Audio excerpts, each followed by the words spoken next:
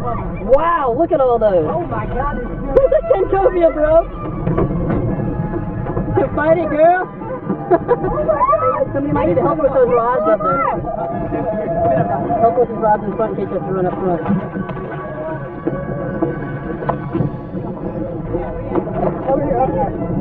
Nice job, Louisa.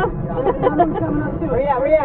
Right there. Follow her. There's 10 of them. So many.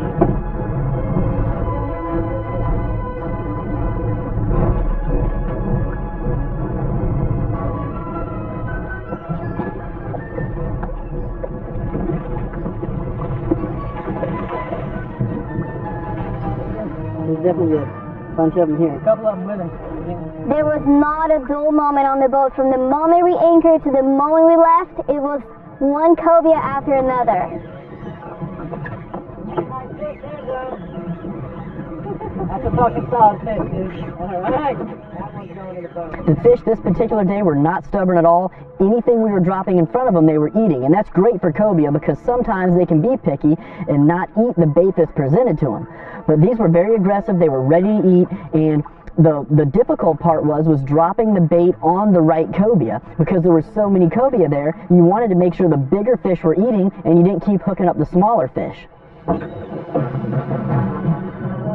Oh, this one's definitely going to work. These fish were literally coming in one after another, and if we had dropped 3 lines in, we'd have 3 fish hooked up at a time. If we dropped 2 lines in, we'd have 2 fish hooked up at a time. It wasn't hard at all to keep the fish coming in the boat. Oh yeah, one to pick it up. There he is. Number 5, one more to go. I love the way cobia fight. They're very strong fish. They're delicious to eat. And they're just a lot of fun. The fight doesn't last too long, like about 2 to 5 minutes, and you're ready to catch your next fish.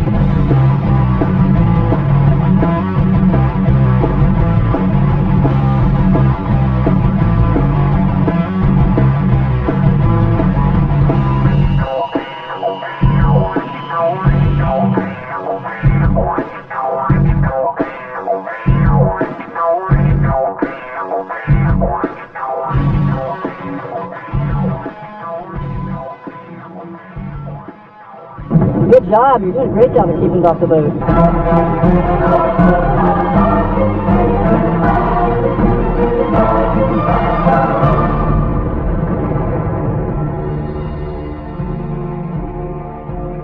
Louisa hooked into another cobia and started fighting it, and it was taking her up to the front of the boat and then back to the back, and it would try to go under it. And she was doing a really good job of keeping that cobia where it needed to be and keeping it out from underneath the boat.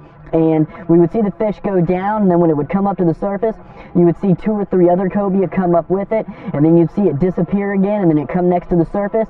We've seen at some points where there was 5, 6, 7 cobia all around the boat. Fantastic. We caught like over 20 already. We can only keep 6, but we let the other ones go. Just catching for fun now. Reeling it in and releasing them. We were fishing on a small wreck on the bay side of the Florida Keys. And let me tell you, that place was crowded with cobia. As soon as we got there, they were all around the boat. It was one after another, and it was a lot of fun. Broke it off. I wrapped it on my hand, and I shouldn't have did that. I couldn't let it go quick enough. But plenty of them around. We can hook another one. You have to release it anyways, right? There you go. We're catching the cobia with 5-aught musset J hooks and live fin fish. Louisa was on fire. She kept catching those fish, and even after we had our limit, she wanted to keep catching them. So she caught about 7 or 8 more cobia after we had our limit. Right here.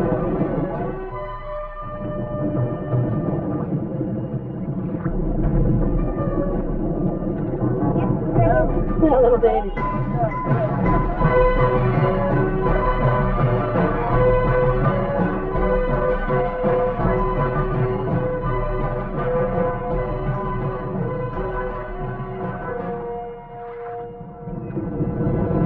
Baby. Alright, the smallest one of the day. Oversized remora. We limited out very quickly, and Louisa kept catching cobia and releasing them because she wanted to just keep catching them before we moved on to the next spot. So after Louisa released that fish, we went ahead and hooked up another one.